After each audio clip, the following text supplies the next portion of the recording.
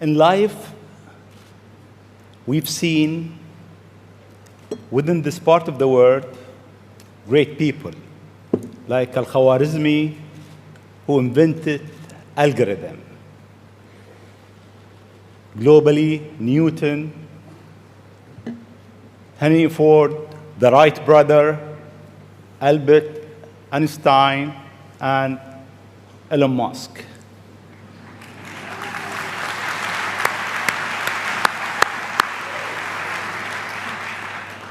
It seems you are in a rush. You want to go to places that nobody been. You are reinventing a certain industry, from the rocket industry with SpaceX to the car industry with Tesla. What's your mission in life? Why you do whatever you do? Sure. Well, first of all, thank you for having me. It's an honor to be here, and we're having a really great time with my kids in Dubai. It's really been fantastic. I'd really encourage anyone who hasn't been to visit. What a great city. Thank you. Thank you. And in terms of the motivations, I guess the sort of kind of a long version of the explanation, but essentially, when I was a kid, I was wondering kind of what's the meaning of life? Like, why are we here? What's it all about? And I came to the conclusion that what really matters is trying to understand the right questions to ask. And the more that we can increase the scope and scale of human consciousness, the better we are able to ask these questions. And so I think that there's certain things that are necessary to ensure that the future is good. And some of those things are, in the long term, having long-term sustainable transport and sustainable energy generation. And to be a spacefaring civilization, and for humanity to be out there among the stars and be a multiplanetary species. I mean, I think being a multi-planet species and being out there among the stars is important for the long-term survival of humanity. And that's one reason, kind of like life insurance for life collectively, life as we know it. But then the part that I find personally most motivating is that it creates a sense of adventure, and it makes people excited about the future. And if you consider two futures, one where we are forever confined to Earth until eventually something terrible happens, or another future where we are out there on many planets, maybe even going beyond the solar system, I think that second version is incredibly exciting and inspiring, and there need to be reasons to get up in the morning. You know, life can't just be about solving problems. Otherwise, what's the point? There's got to be things that people find inspiring and make life worth living. So what is life for you? I mean, you look at our life, and I heard you before speaking. Is it a dream? Is it Is life a a real? dream? Is it a million D? What is life for Elon Musk? I find as I get older, I find that question to be maybe more and more confusing or troubling or uncertain. I think particularly when you see the advancement of something like video games, you know, like say 40 years ago, you had video games. The most advanced video game would be like Pong, where you had like two rectangles and a dot, and you're like batting it back and forth. I played it. Oh yeah, like me too, exactly. I That's played Pong. Exactly, it sort of dates you a little bit, but yeah, we both played the same game. And that was like, wow, that was a pretty fun game at the time. But now you can see a video game that's photorealistic, almost photorealistic, and millions of people playing simultaneously. And you see where things are going with virtual reality and augmented reality. And if you extrapolate that out into the future with any rate of progress at all, like even 0.1% or something like that a year, then eventually those games will be indistinguishable from reality. They'll be so realistic, you will not be able to tell the difference between that game and the reality as we know it. And then it seems like, well, how do we know that that didn't happen in the past and that we're not in one of those games ourselves? Interesting. Interesting. I mean, could be. Everything is possible in life. I mean, there's, like, I mean, yeah, particularly like things seem to be accelerating to something. Isn't it? I mean, if we look at our life, it seems in the past 100 years, life been accelerating quite fast. Yeah. In the past 20, It's much getting faster. faster and faster. Is it more slow? So my question is really, how life will be in Earth 20, 30, 50 years from now? Our education, our transport. How do you see it? Well, I think this is one of those things that's quite difficult to predict. When you think of, say, I mean, the first controlled powered flight was 1903 with the Wright brothers. And then 66 years later, we put the first people on the moon. I mean, that, if you'd ask people, say in 1900, what are the odds of, man landing on the moon, they would have said, that's ridiculous. And if you try to talk to them about the internet, they would not even know what the heck what are you even talking about? Like, this sounds so crazy. But today, with a $100 device, you can video conference with anyone in the world, on the other side of the world. And if you have a Wi-Fi connection, it's basically free. Free to have an instant visual communication with anyone, or even with millions of people. With social media, you can communicate to millions of people simultaneously. So, and you can Google something and ask any question. It's like an oracle of wisdom that you can ask almost any question and get an instant response. It would have been incredibly difficult to predict these things in the past, even the relatively recent past.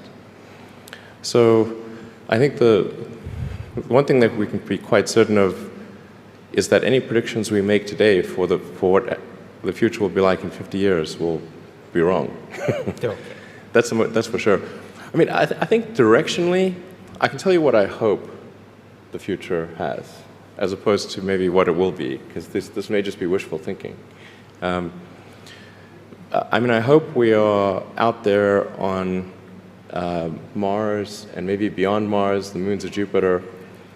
I hope we're traveling frequently throughout the solar system, perhaps preparing for missions to nearby star systems. I think all of this is possible within 50 years. And I think that would be very exciting to do that. And I think we'll see autonomy and artificial intelligence advance tremendously. I think that's actually quite near term. My guess is in probably 10 years, it will be very unusual for cars to be built that are not fully autonomous. 10 years. 10 years from now. Yeah. I think almost all cars built will be capable of full autonomy in about 10 years. As it is, the Tesla cars that are made today have the sensor system necessary for full autonomy, and we think probably enough compute power to be safer than a person. So it's mostly just a question of developing the software and uploading the software. And if it turns out that that more compute power is needed, we can easily upgrade the computer. And so that's all Tesla's built since October of last year. And other manufacturers will follow and do the same thing. So getting in a car will be like getting in an elevator.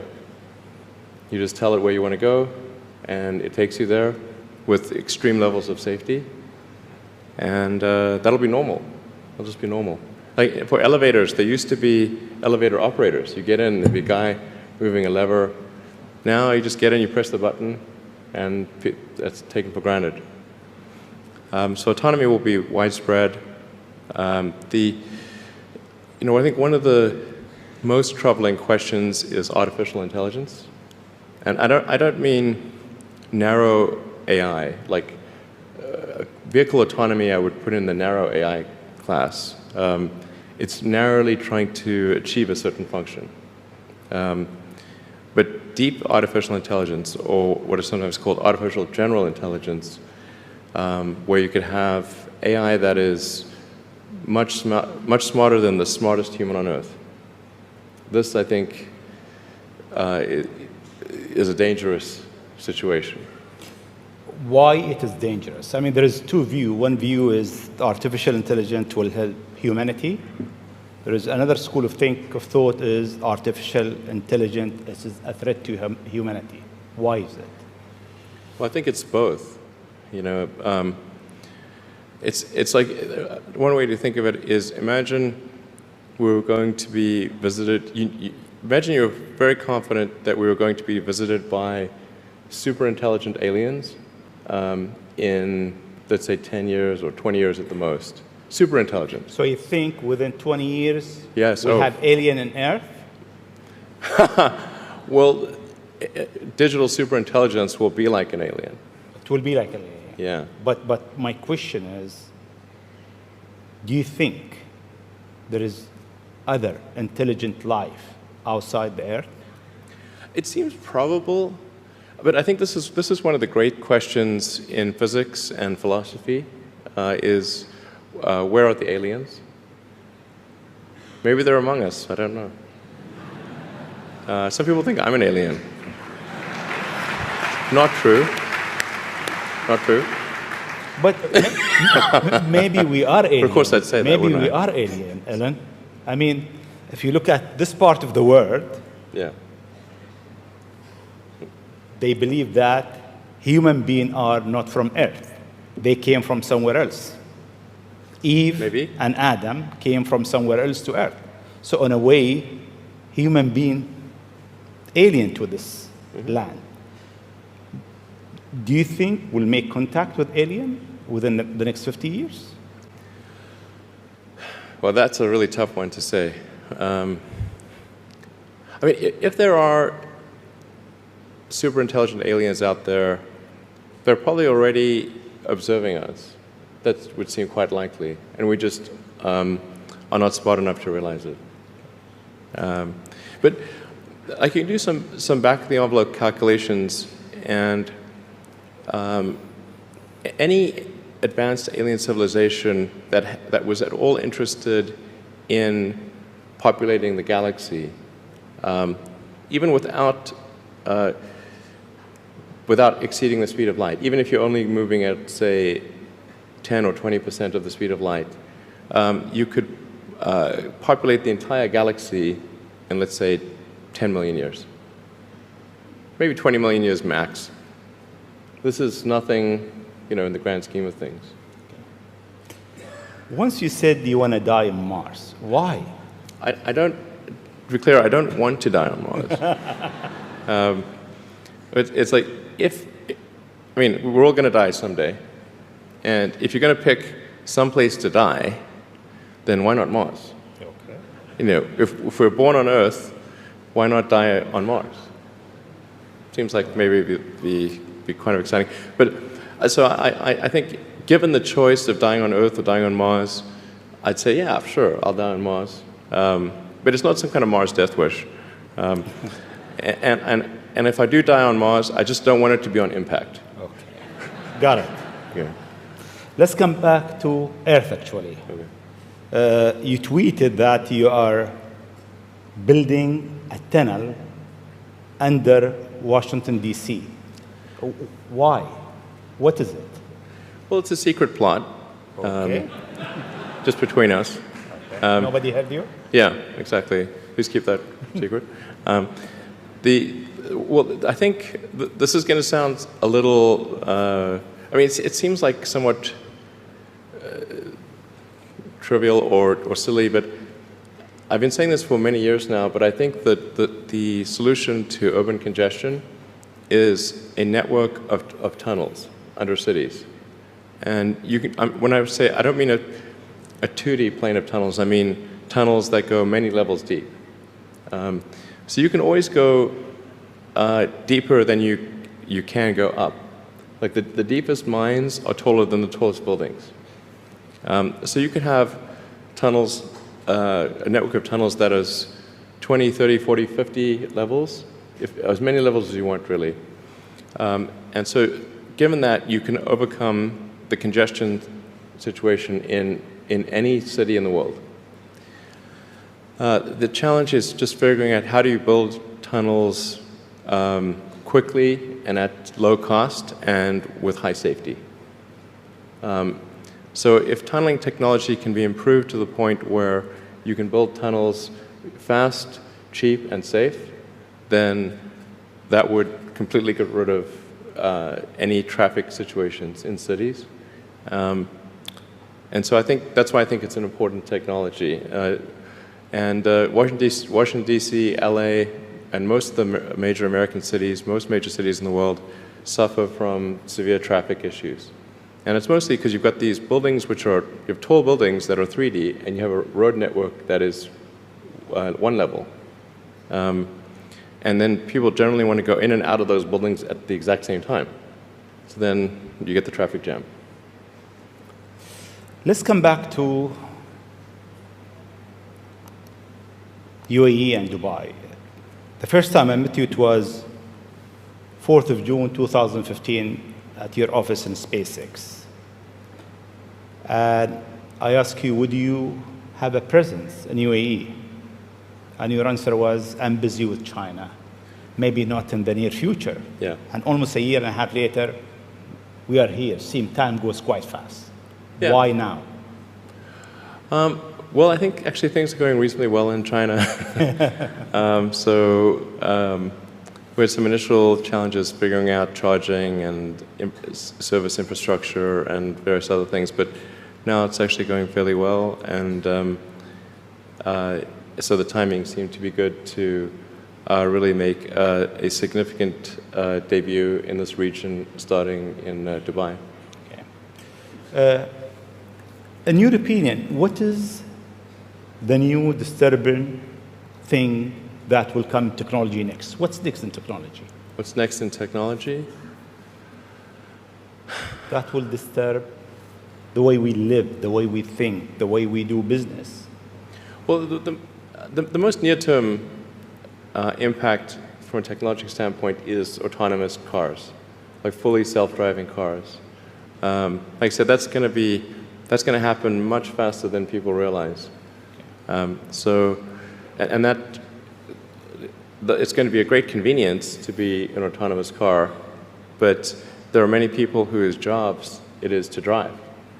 So in fact, I think it might be the single largest employer of people is driving in various forms. And so then we need to figure out new roles for what do those people do. But it will be very disruptive and very quick. Now, I should characterize what I mean by quick,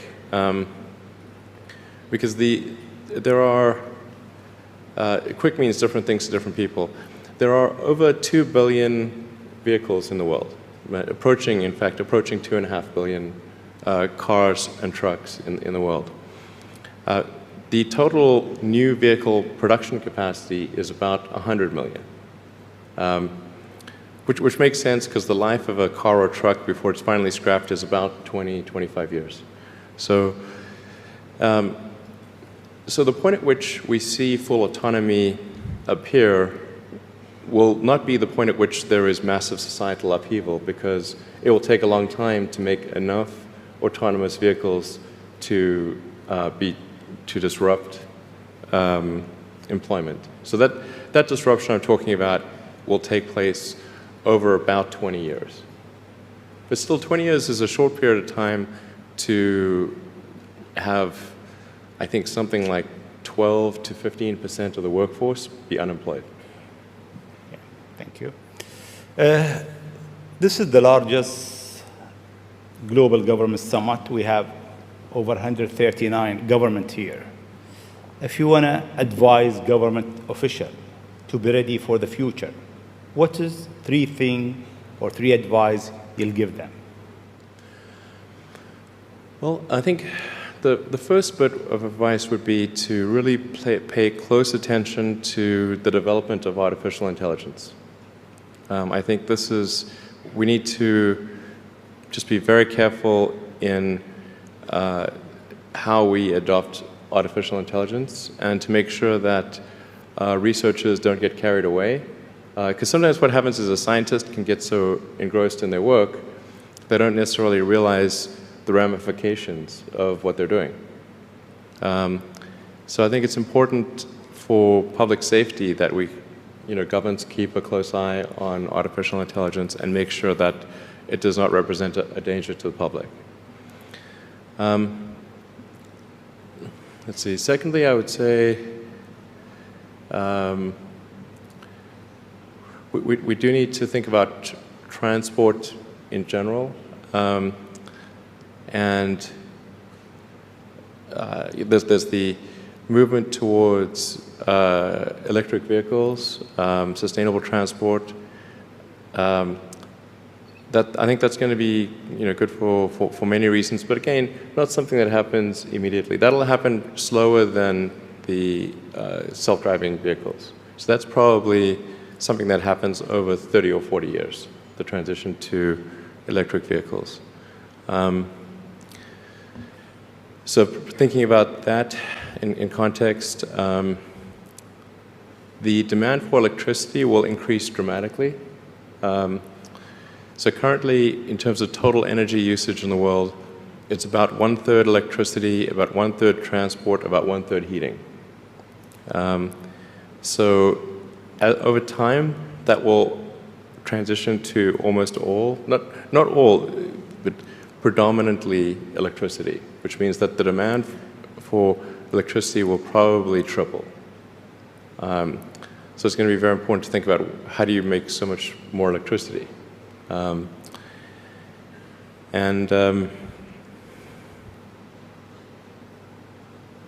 Seem they have an easy job. That's it. There is no more challenges for them. No, well, then I think maybe these things do play into each other a little bit. But what to do about mass unemployment? This is going to be a massive social challenge. And I think ultimately we will have to have some kind of universal basic income. I don't think we're going to have a choice. Universal basic income. Universal basic income. I think it's going to be necessary. So it means that unemployed people will be paid across the globe. Yeah. Because there is no job, machine, robot is taking over. There will be fewer and fewer jobs that a robot cannot do better. Okay. That's simply and I want to be clear that these are not things that I think that I wish would happen. These are simply things that I think probably will happen. And if my assessment is correct and they probably will happen, then we need to say, what are we going to do about it? And I think some kind of a universal basic income is going to be necessary. Now, the output of goods and services will be extremely high. So with automation, there will come abundance. There will be almost everything will get very cheap. I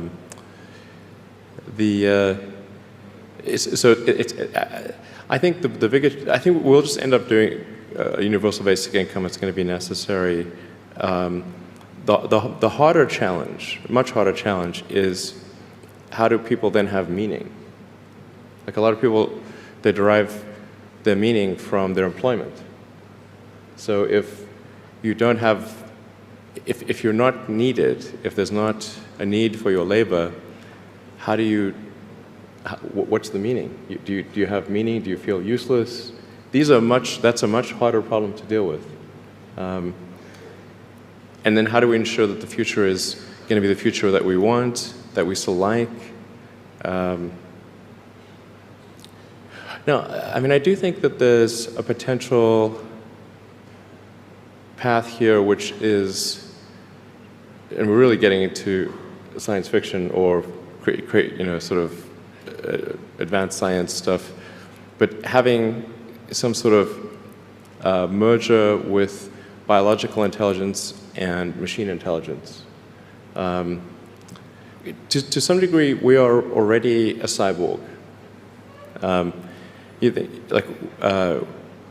think of like the digital tools that you have, your phone, your computer, the applications that you have, like the fact that, as I was mentioning earlier, you can ask a question and instantly get an answer from Google or from other things.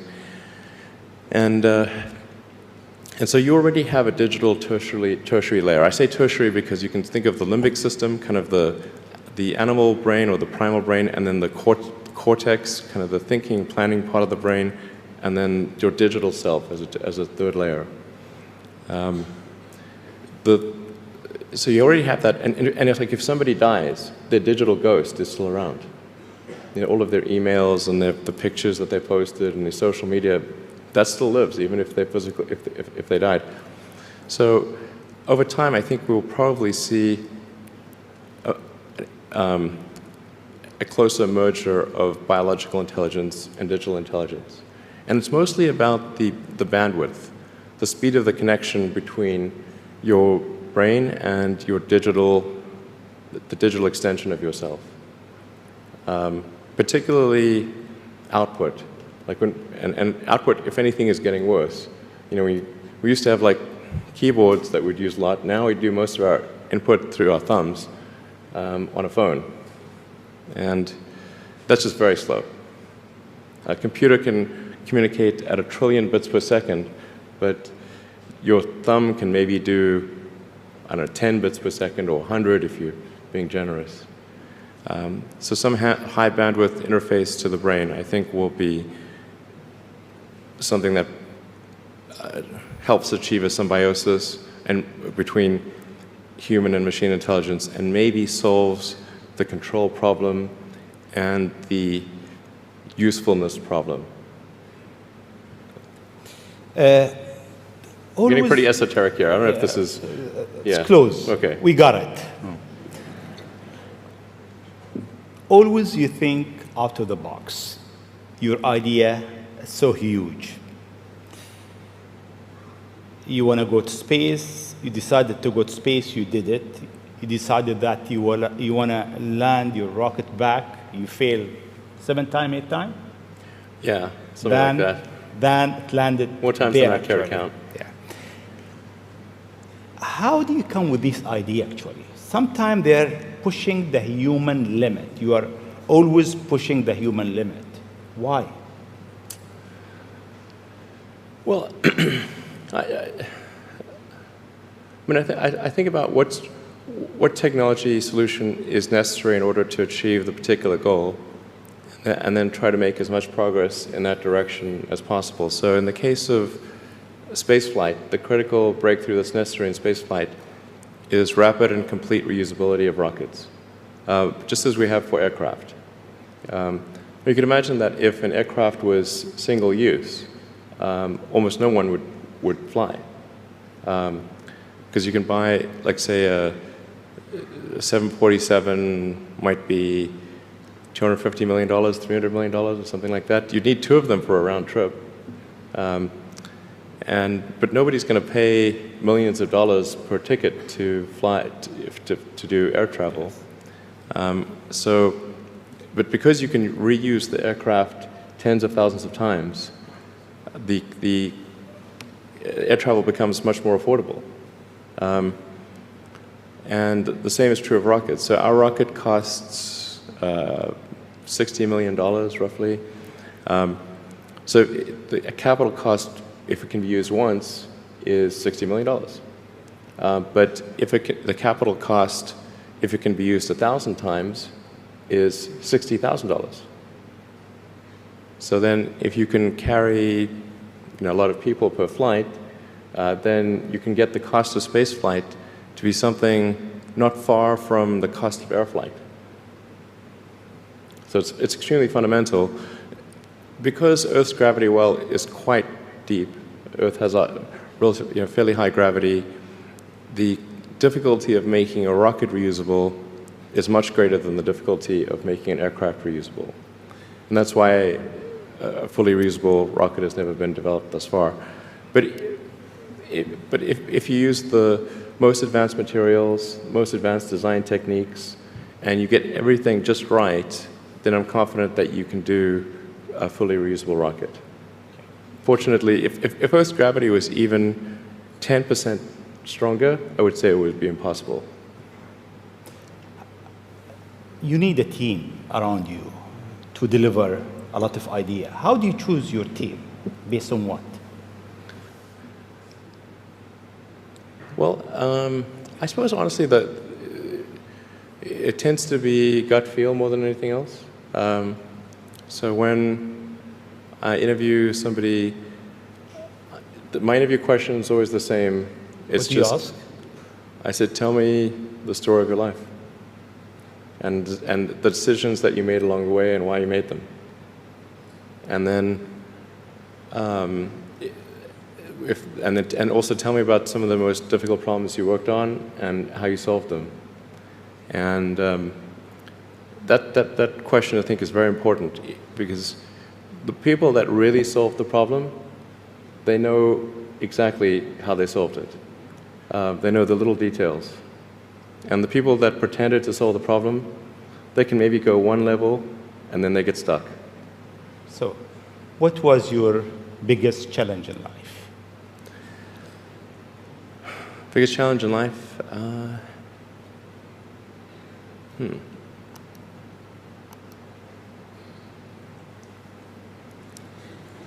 No challenge. Well, no, there's a lot of them. I'm trying to decide which is the worst.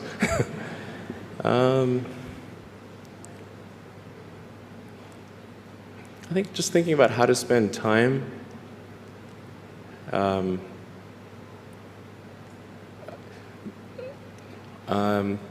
of the biggest challenges, I think, is making sure you have a corrective feedback loop and then maintaining that corrective feedback loop over time, even when people want to tell you exactly what you want to hear. Okay. That's very difficult. Yes. Time is over. I'll ask you just one last question, Sure. if you allow me. In the World Government Summit, we have so many people so many young people actually, from across the globe. If you have an advice to them, young people globally who want to be like Elon Musk, what's your advice to them? I think that probably they shouldn't want to be. You? I think it sounds better than it is. Okay. Yeah, it's not as much fun being me as you'd think. I don't know. You don't think so? No. There's definitely, it could be worse for sure, but it's, I'm not sure I'm not sure I want to be me. Okay. But if, you know, I think advice, I mean, if you want to make progress in things, I think that the best analytical framework for understanding the future is physics. I'd recommend studying the thinking process around physics, like not the equations. I mean, the equations certainly they're helpful, but the way of thinking in physics is it's the best framework for understanding things that are counterintuitive. And you know, always taking the position that you're to some degree wrong, and your goal is to be less wrong over time. One of the biggest mistakes people generally make, and I'm guilty of it too, is wishful thinking. You know, like you want something to be true, even if it isn't true. And so you ignore the things that, you ignore the real truth because of what you want to be true. This is a very difficult trap to avoid. And like I said, certainly one that I find myself in having problems with. But if you just take that approach of you're always to some degree wrong, and your goal is to be less wrong, and solicit critical feedback, particularly from friends. Like friends, particularly friends, if somebody loves you, they want the best for you. They don't want to tell you the bad things. So you have to ask them and said, really, I really do want to know. and then they'll tell you. Thank you very much. It's been